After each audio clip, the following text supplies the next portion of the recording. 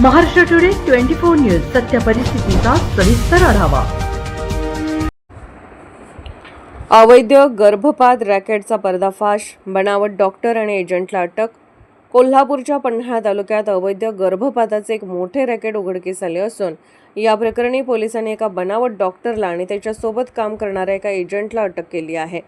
वैद्यकीय विभाग आणि पोलिसांना मिळालेल्या माहितीनुसार माझगावच्या खोतवाडी भागातील एका खाजगी क्लिनिकमध्ये बऱ्याच काळापासून बेकायदेशीरपणे गर्भपाताच्या गोळ्या दिल्या जात होत्या।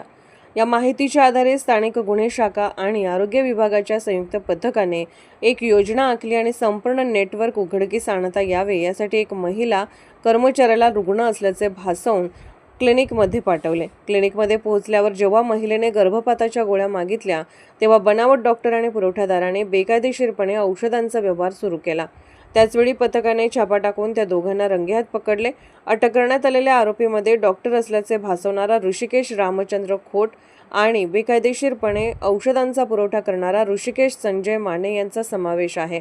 या संयुक्त कारवाईत पोलिसांनी घटनास्थळावरून औषधे व इतर पुरावे जप्त केले असून दोन्ही आरोपींना ताब्यात घेऊन त्यांच्या विरोधात गुन्हा दाखल करण्यात आला आहे।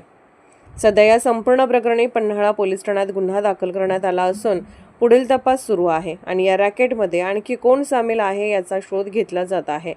महाराष्ट्र टुडे मराठीसाठी ब्युरो रिपोर्ट पुलकेश कांबळे, पन्हाळा, कोल्हापूर।